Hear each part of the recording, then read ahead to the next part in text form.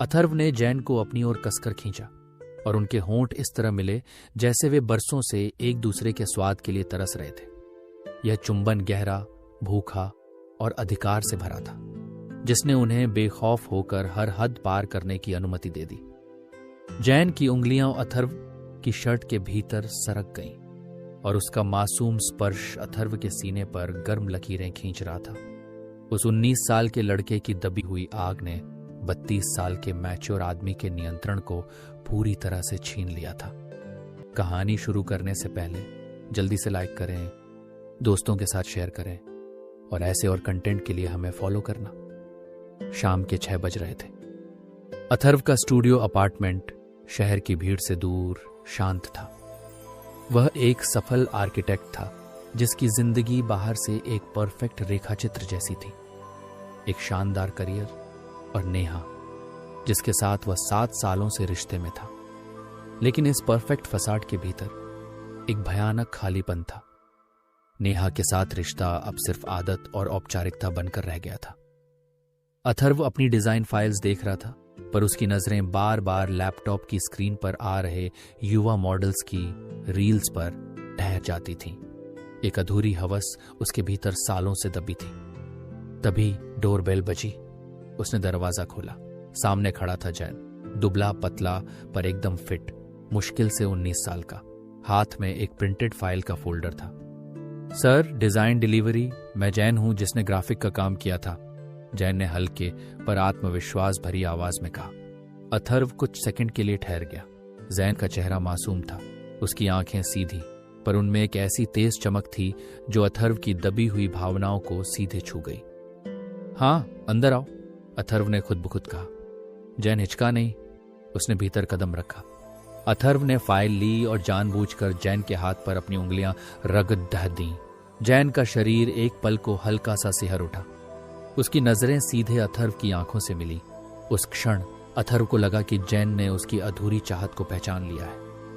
थोड़ा देर हो गया, मैं बस कॉलेज से आ रहा था, जैन ने सफाई दी। उसकी सांसें थोड़ी तेज थीं। कोई बात नहीं, इतनी दूर से आए हुई हो, पानी पी लो, अथर्व ने कहा। जैसे ही जैन ने पानी का गिलास लिया, अथर्व की नजर उसकी पतली मजबूत कलाई पर गई। गिलास पकड़ीडी ढहते हुए जैन की उंगलियों ने अथर्व के हाथ को फिर से छू लिया। यह स्पर्श इतना छोटा था, पर अथर्व के भीतर कुछ गहराई तक हिल गया।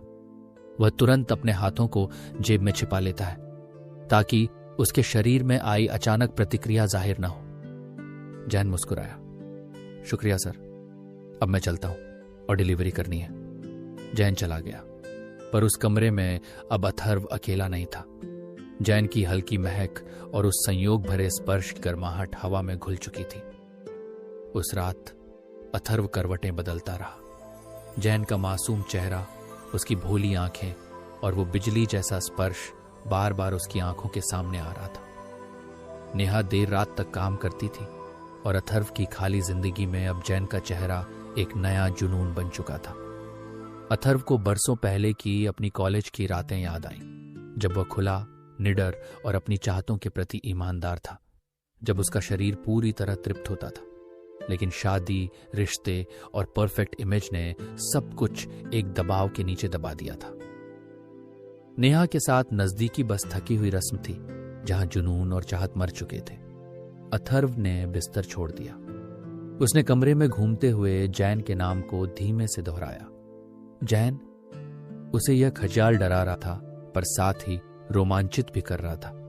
क्या वह अपनी इस अधूरी प्यास को बुझाने के लिए इतना बड़ा जोखिम ले सकता है? क्या वह फिर से गहराई तक जीना शुरू कर सकता है? अथर्व ने वॉशरूम में जाकर खुद को रिलीज किया, पर उसकी आंखों के सामने जैन का चेहरा था। उसे पता था ये अब सिर्फ आदत की बात नहीं थी, ये एक नई जरूरत थी।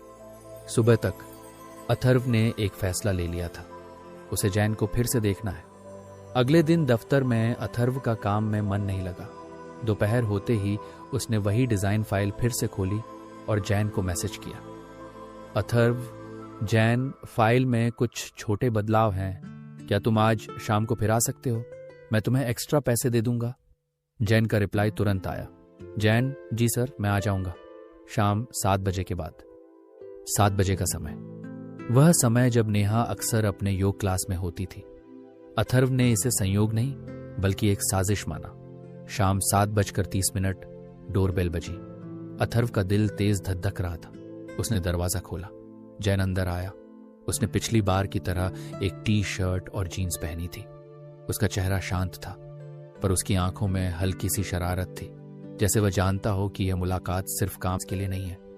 प्लीज बैठो जैन, मुझे कुछ और चीजें समझानी है। अथर्व ने उसे सोफे पर बिठाया। अथर्व जानबूझकर जैन के बहुत करीब बैठा। उनके कंधे छू रहे थे। फाइल खुली थी, पर अथर्व की नजरें जैन पर थीं। ये बहुत गर्म है बाहर, अथर्व ने कहा। हाँ सर, आज थोड़ी ज्यादा ही गर्मी है, जैन ने जवाब दिया। अथर्व की उंगलियां फाइल पर जैन की उंगलियों से टकरा गई। इस बार जैन ने अपनी उंगली नहीं हटाई। वह स्पर्श क्षणिक नहीं था, वह स्थिर था। जैन, अथर्व ने धीमी आवाज में पूछा, तुम क्या जानते हो कि मैं तुम्हें क्यों बुला रहा हूं? जैन ने सीधा अथर्व की आंखों में देखा। उसकी मासूमियत अब बेबाकी में बदल चुकी थी।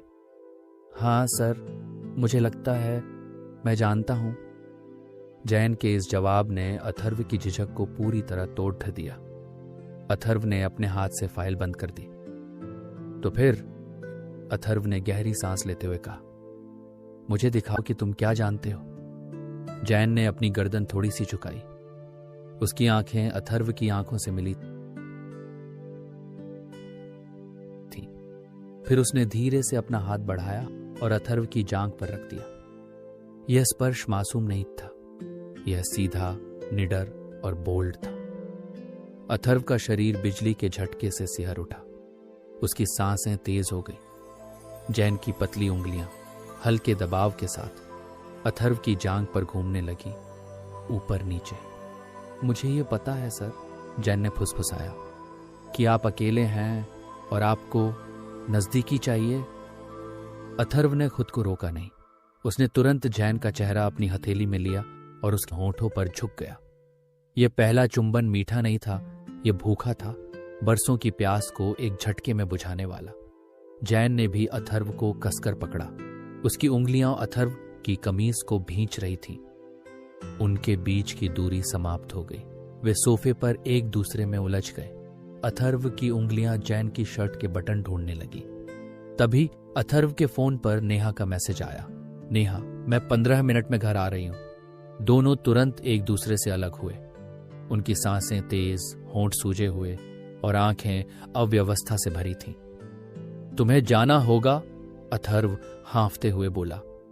जैन ने जल्दी से अपनी शर्ट के बटन बंद किए। उसके चेहरे पर अब डर नहीं, बल्कि उस खतरनाक रोमांच की अजीब चमक थी। जैन दरवाजे से बाहर जाते हुए फुसफुसाया, सर, मुझे अगले बदलाव के लिए कब बुला रहे हैं? अथर्व ने दरवाजा बंद कर दिया। उसके होंठों पर जैन के चुंबन का गर्म स्वाद था। अथर्व जानता था कि वह अब एक ऐसे खेल में उतर चुका है जहां वापसी मुमकिन नहीं थी। उस एक स्पर्श, एक चुंबन ने उनकी दबी हुई आग को भड़का दिया था। पहली मुलाकात और उस चोरी छिपे चुंबन के बाद अथर्व और जैन दोनों की जिंदगी में एक स्थायी बेचैनी आ गई थी। अथर्व का ध्यान अब काम में बिल्कुल नहीं लगता था। उसका मन बार बार जैन के निडर स्पर्श, उसकी बेबाक आंखों और उस मासूम पर साहसी चुंबन की ओर लौटता था। नेहा के साथ रिश्ते में तनाव अब खुलकर सामने आने लगा था। नेहा, जो अपने करियर में डूबी थी, अथर्व की बदलती मनोदशा को समझ नहीं पा रही थी। एक रात नेहा के दूर एक बिजनेस ट्रिप पर जाने की खबर ने अथर्व को आजादी और खतरे का एक अजीब सा एहसास दिया। उसने तुरंत अपने फोन पर एक डिस्क्रीट होटल का कमरा बुक किया और जैन को मैसेज किया, अथर्व, जैन, आज रात 7 बजे मेरे पास एक बिडिधा बदलाव है। ये बहुत जरूरी है। एड्रेस भेज रहा हूं। जवाब तुरंत आया, जैन, ओके सर, 7 बजे मैं तैयार हूं। जैन का तुरंत समर्पण अथर्व को अजीब ताकत दे रहा था। वह 32 साल का मैच्योर आदमी 19 साल के लड़के के सामने अपनी दबी हुई प्यास को उजागर करने वाला था। शाम 7 बजे अथर्व होटल के कमरे में इंतजार कर रहा था। कमरे में हल्की पीली रोशनी थी जो माहौल को रहस्यमय और रोमांचक बना रही थी। उसके दिल की धड़कनें तेज थीं। यह सिर्फ चोरी का डर नहीं, बल्कि गहरा जुनून था। दरवाजा खटखटाया गया। जैन अंदर आया। उसने एक सादी काली टी शर्ट और जीन्स पहनी थी, पर उसके चेहरे पर मासूमियत की जगह अब एक ज्वलंत चाहत थी। सर, आप नर्वस लग रहे हैं, जैन ने हल्के से मुस्कुराते हुए पूछा। अथर्व ने दरवाजा बंद कर दिया। हाँ, शादी के बाद मैंने कभी ऐसा कुछ नहीं किया। जैन उसके पास आया और उसका हाथ पकड़ा। छोटा हूं, पर महसूस करना जानता हूं। इतना कहते ही जैन ने अथर्व का हाथ अपने तेज धधकते सीने पर रखा। जैन के दिल की धधकन अथर्व की उंगलियों पर साफ महसूस हो रही थी। एक बिजली अथर्व के पूरे शरीर में दौड़ती। अब कोई फाइल या काम का बहाना नहीं था। अथर्व ने जैन का चेहरा अपनी हथेली में लिया। उसने उसकी नरम त्वचा को सहलाया और फिर उनके होंठ तीव्रता से मिले। यह चुंबन अब झिझक भरा नहीं था। यह गहरा, बेखुदी और बरसों की प्यास को मिटाने वाला था। जैन ने अथर्व के बालों में उंगलियां फंसाई और उसे और करीब खींच लिया, जैसे अब रुकना ही नहीं है। अथर्व ने जैन को पीछे की ओर धकेला और उसके ऊपर झुक गया। उनकी सांसें आपस में गर्म और तेज हो रही थी। अथर्व ने बेसब्री से जैन की टी शर्ट के बटन खोलने शुरू किए। प्लीज रुको मत, जैन ने धीमी कराह के साथ फुसफुसाया। टी शर्ट खुलते ही 19 साल के उस नाजुक मासूम सीने की गर्मी अथर्व को महसूस हुई। अथर्व ने उसके सीने पर अपने होंठ रखे। हल्के चुंबन, फिर गहरे गीले स्पर्श जो जैन को पागल बना रहे थे। जैन का बदन हर बार हल्का सा सिहर उठता। अथर्व की उंगलियां जैन की जीन्स की बेल्ट तक पहुंची। जैन ने खुद कमर उठाकर अथर्व की मदद की, जैसे वह चाहता हो कि अथर्व जल्दी से उसे पूरा महसूस करे। जब जैन सिर्फ इनरवेयर में अथर्व के सामने था, तो उस मासूम चेहरे पर शर्म और उत्तेजना का मिश्रण अथर्व को और दीवाना बना गया। जैन ने पहली बार पहल की। उसने अथर्व की शर्ट खोली और दोनों के सीने आपस में मिलते ही बिजली सी कौंध गई। जैन की मासूम पर निडर चाहत ने अथर्व को पागल बना दिया। जैन ने अथर्व की गर्दन और सीने पर अपने होठों से गर्म लकीरें खींचनी शुरू कर दी। अथर्व ने जैन को पलटकर बिस्तर पर दबा दिया। वह अब ऊपर था और जैन नीचे। जैन के कांपते होठों पर उसने फिर से गहरा, बेखुद चुंबन दिया। धीरे धीरे अथर्व की उंगलियां जैन की जांघों पर घूमने लगी, ऊपर नीचे, हल्के दबाव के साथ। जैन की सांसें इतनी तेज हो चुकी थीं कि उसके होंठ कांप रहे थे। जैन ने खुद अपने हाथों से अथर्व का चेहरा पकड़कर उसे और पास खींच लिया। अथर्व ने उसके इनरवेयर पर हाथ फेरा। कपड़े के ऊपर से ही उसकी कसक महसूस की। जैन के मुंह से अचानक एक गहरी, दबी हुई आवाज निकली। आह, अथर्व। अथर्व ने फुसफुसाया। चुप, यह लम्हा सिर्फ हमारा है। अगले ही पल अथर्व ने जैन को पूरी तरह उतार फेंका। जैन अब बिना किसी परत के, नाजुक और बेइंतहा चाहत से भरा अथर्व के सामने था। उसकी सांसें कांप रही थीं और बदन पसीने से भीगने लगा था। अथर्व ने झुककर उसके हर हिस्से को अपने होंठों और जीभ से एक्सप्लोर करना शुरू किया। हर चुंबन, हर स्पर्श पर जैन का शरीर मचल उठता। उसके हाथ बेखुदी में चादर को कसकर पकड़ चुके थे। कमरे में सिर्फ दो आवाजें थीं, उनकी तेज सांसें और जैन की मासूम कराहें। अथर्व ने उसकी आंखों में देखते हुए पूछा, तैयार है? जैन ने सिर हिलाकर कहा, हाँ, बस मुझे पूरा महसूस करो। अथर्व ने जैन की ठंडी हथेलियां पकड़कर अपने दिल पर रखी। सुन, ये जो धधकन है, अब तेरे लिए ही धधकेगी। यह गहरा भावनात्मक युद्ध था जो सिर्फ शारीरिक इच्छा से ज्यादा था। जैन ने अथर्व को कसकर पकड़ लिया। अथर्व ने हर मूवमेंट को धीरे धीरे और चाहत के साथ आगे बढ़ाया। पहले हल्की, फिर थोड़ी तेज, जैन की हर हिचक को तोड़ देते हुए। जैन की सांसें इतनी भारी हो गईं कि उसके सीने पर पसीने की बूंदें चमकने लगीं। हर बार जब अथर्व उसे गहराई से महसूस कराता, जैन के होंठों से जोर की कराह निकलती। उसने अपने पैरों से अथर्व को कसकर पकड़ लिया, जैसे अब वो बिल्कुल अलग नहीं होना चाहता। कमरा कराहों, तेज सांसों और बेइंतहा जुनून से भर चुका था। दोनों पागलपन की हद तक एक दूसरे में खोए हुए थे। आखिरकार वो पल आया। दोनों की सांसें एक दूसरे में उलझ गईं और एक जबरदस्त झटका दोनों को चरम तक ले गया। जैन ने जोर से चादर पकड़ी, उसका शरीर थरथरा गया और उसके मुंह से अथर्व का नाम चीख की तरह निकला। वे देर तक उसी गहन आलिंगन में लेटे रहे। उनकी सांसें धीमी हो रही थीं। इस चोरी छिपे मिलन ने अथर्व की सालों की प्यास बुझा दी थी और जैन की मासूमियत अब एक नई निडर चाहत में बदल चुकी थी। सुबह जब अथर्व जागा तो जैन उसके बगल में शांत सो रहा था। अथर्व ने उसके बाल को सहलाया। उसे लगा यह अधूरी कहानी अब पूरी हो गई है। जैन के जाने के बाद अथर्व ने वापस घर जाने से पहले खुद को आईने में देखा। उसके चेहरे पर एक अजीब सी शांति और संतुष्टि थी, पर आंखों में उस रात के गहरे जुनून की चमक थी।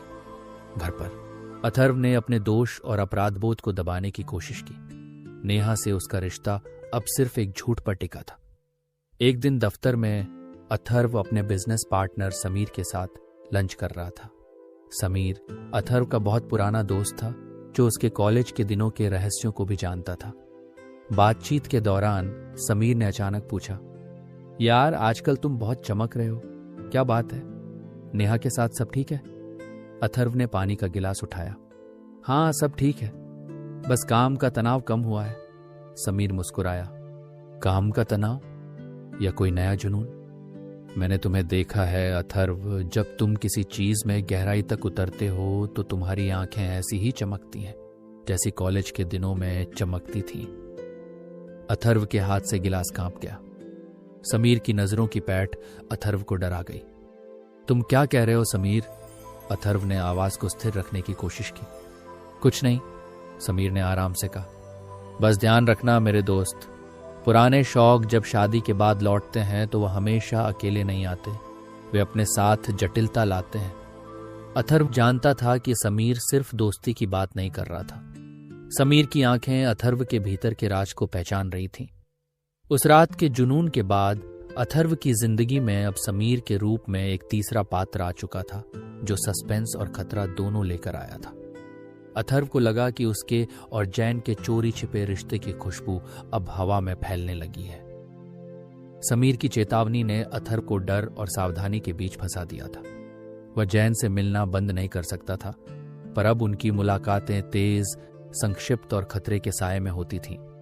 अथर्व जानता था कि जैन उसकी लत बन चुका है।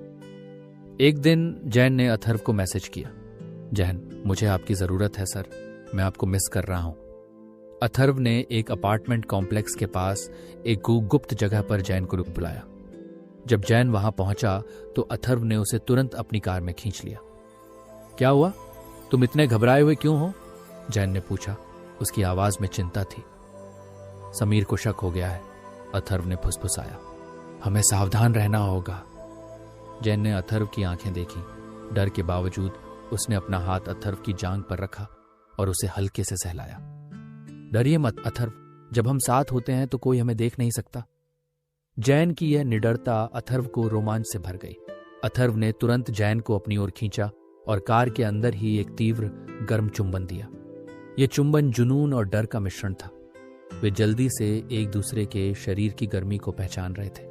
अथर्व ने जैन की शर्ट के नीचे हाथ डाला और जैन की मासूम आह कार की सीमित जगह में गूंज उठी।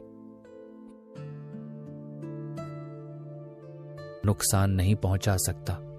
अथर्व ने जैन को जाने दिया। उसने कोई विरोध नहीं किया। जैन चला गया। अथर्व उस खाली कमरे में बैठा रहा। उसने अपना रिश्ता, अपना करियर और अपनी परफेक्ट इमेज सब कुछ खो दिया था। लेकिन उसे एक बात साफ पता थी, जैन ने उसे फिर से जीना सिखाया था, भले ही इसकी कीमत बहुत बड़ी क्यों ना हो। अथर्व की जिंदगी अब अधूरी नहीं थी, वह टूटी हुई थी, पर अब वह जानता था कि उसकी असली चाहत क्या है।